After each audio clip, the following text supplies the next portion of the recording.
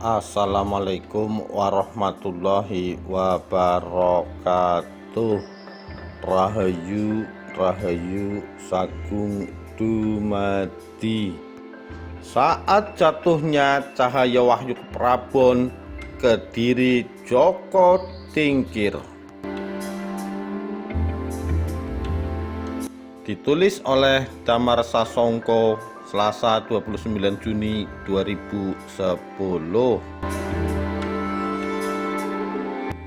Untuk mempersingkat perjalanan dari Banyu-Biru ke Pegunungan Prawoto, keempat pemuda ini memilih menghindari jalur darat.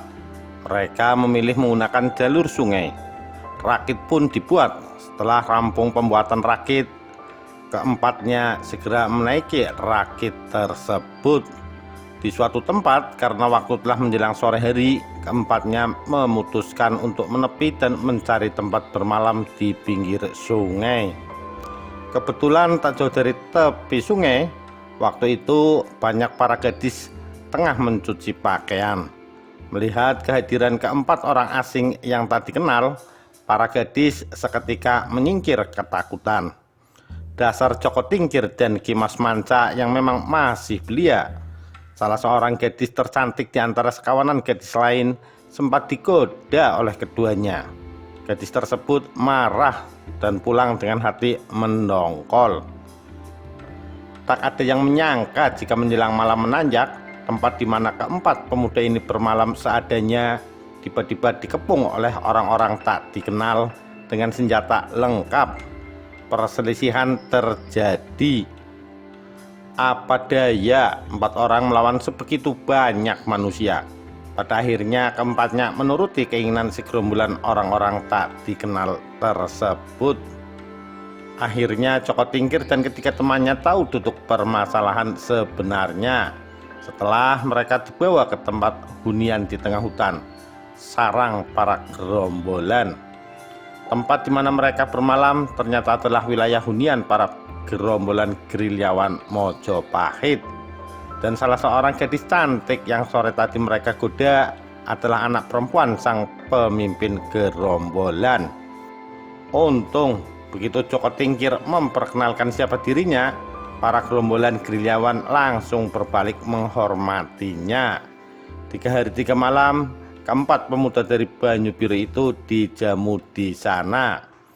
Aryo Borekso, sang pemimpin, sangat-sangat bersukacita bisa bertemu dengan putra Ki Ageng Pengging. Dalam bebet tanah Jawa dikisahkan, manakala rakit yang dinaiki Joko Tingkir hendak menepi, mereka melihat seorang gadis cantik di pinggiran sungai. Joko Tingkir dan Ki Mas Manca menggodanya. Gadis marah dan serta-merta menghilang.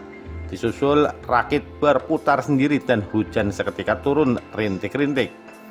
Lebih mengagetkan lagi, mendadak banyak buaya bermunculan di tempat itu.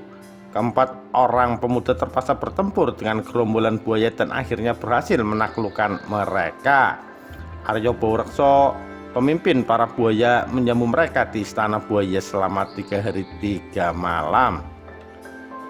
Dari Arya Borekso, Joko Tingkir mendapatkan bantuan pasukan gerilyawan.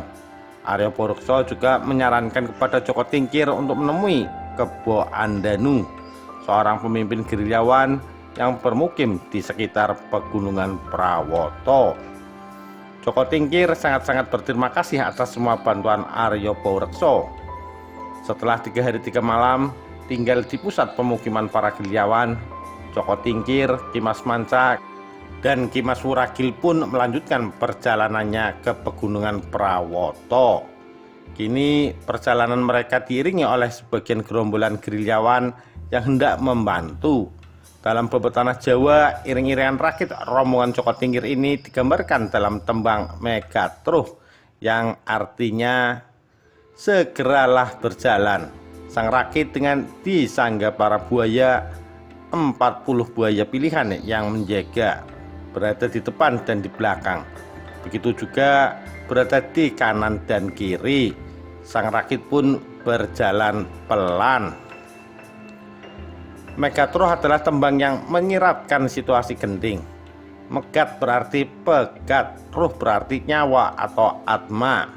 Megatruh berarti situasi yang mampu memisahkan roh dan jasad.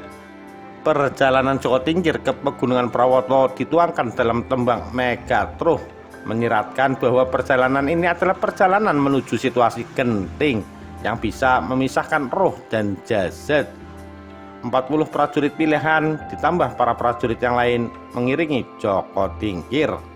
Perjalanan mereka pun akhirnya terhenti manakala senja telah menjelang. Joko Tingkir beserta para laskar gerilyawan Mojopahit ini akhirnya menepi untuk mencari tempat bermalam. Tepat waktu itu mereka berhenti di wilayah Padukuhan Butuh, di mana Ki Ageng Butuh adalah pemimpin padukuhan dengan pangkat bekel. Ingatkah Anda dengan Ki Ageng Butuh? Ki Ageng Butuh adalah sahabat karib Ki Ageng Pengging. Beliau bersama Ki Ageng Ngerang dan Ki Ageng Tingkir sempat berguru kepada Syekh Lemah Abang. Malam itu Ki Ageng Butuh tidak dapat tidur. Beliau duduk di pendopo rumah. Tepat menjelang tengah malam, di atas langit nampak seberkas cahaya kebiru-biruan meluncur dari arah utara. Cahaya itu melintasi langit Butuh. Ki Ageng Butuh terkesiap. Cahaya ini adalah wahyu keprabon, yaitu wahyu seorang raja berasal dari utara, tak lain dari Demak Bintoro. Dan wahyu ini tengah berpindah tempat. Di mana wahyu ini jatuh, maka di sanalah orang pilihan tersebut dapat dipastikan akan tampil menjadi seorang raja. Sontak Ki Ageng Butuh menghembur menuju gedongan atau kandang kuda dan menyambar seekor kuda. Di tengah malam buta, Ki Ageng Butuh memacu kudanya mengikuti gerakan cahaya kebiru-biruan yang nampak melintas di atas langit menuju ke pinggir padukuhan, jauh ke pinggir sungai. Ki Ageng Butuh terus mengikuti pergerakan cahaya tersebut. Dan tepat di pinggiran sungai, cahaya itu meluncur ke bawah dan raib. Ki Ageng terus memacu kudanya, dan kudanya terhenti nyalang manakala beberapa orang bersenjata tengah menghadangnya. Tiba-tiba Ki Ageng memicingkan matanya melihat ada sekitar 5 orang bersenjata terhunus tengah menghalangi laju kudanya. Sejenak Ki Ageng ditanya siapakah beliau. Ki Ageng pun memperkenalkan diri sebagai penguasa wilayah tersebut. Dan giliran Ki Ageng yang balik bertanya siapakah mereka. Para penghadang Ki Ageng Butuh tak lain adalah para gerilyawan yang mengiringi Joko Tingkir. Mereka tengah mendapat giliran jaga malam. Mendengar nama Joko Tingkir disebut-sebut, Ki Ageng Butuh terkejut. Cepat dia meminta kepada kelima orang tersebut untuk menunjukkan di mana Joko Tingkir kini tengah berada. Kelima orang ini nampak enggan dan curiga. Namun manakala mendengar penuturan Ki Ageng bahwa beliau melihat wahyu keprabon jatuh di tempat itu, sontak mereka segera mengantarkan Ki Ageng Butuh ke tempat di mana Joko Tingkir tengah beristirahat. Disaksikan kelima orang gerilyawan berikut Ki Ageng Butuh, di sana sebuah kejadian yang memukau mata tengah terjadi. Di atas kepala seorang pemuda yang tengah tidur, nampak seberkas cahaya tengah mengambang, berwarna biru cerah. Keenam orang yang menyaksikan hal itu tercengang. Wajah sang pemuda nampak jelas terlihat tersinari cahaya tersebut. Ki Ageng Butuh tidak sangsi lagi dengan Mas Karebet, putra sahabatnya Ki Ageng Pengging. Pemuda yang kini tengah tertidur dengan cahaya mengambang di atas kepalanya itu adalah Mas Karebet, karena wajahnya mirip dengan Ki Ageng Pengging. Dan Joko Tingkir mendadak terjaga dari tidurnya. Bersamaan dengan itu, cahaya kebiru-biruan yang terang di atas kepalanya lenyap. Joko Tingkir terjaga karena dalam tidurnya dia mendengar suara-suara aneh tengah memanggil-manggil namanya berulang-ulang. Begitu dia sadar, dia nampak kebingungan manakala tak jauh dari tempatnya tidur ada 6 orang tengah memperhatikannya dengan tatapan takjub. Belum reda keheranan Joko Tingkir, salah seorang dari 6 orang yang tengah tercengang melihatnya menghambur dan memeluknya. Keheranan Joko Tingkir semakin bertambah-tambah.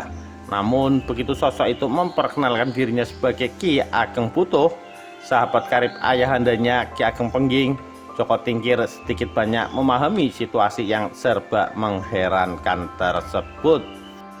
Ki Ageng Putuh menjelaskan bahwasannya Joko Tingkir kini telah terpilih sebagai Raja Tanah Jawa. Sesaat lalu, kala Joko Tingkir tertidur, cahaya wahyu keprabon telah jatuh di atas kepalanya.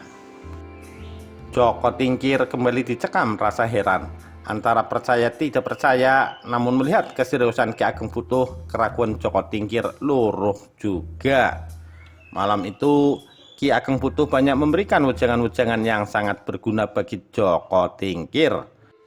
Satu hal yang beliau tekankan, agar Joko Tingkir mentauladani ayahandanya Ki Ageng Pengging yang terkenal sabar dan legowo.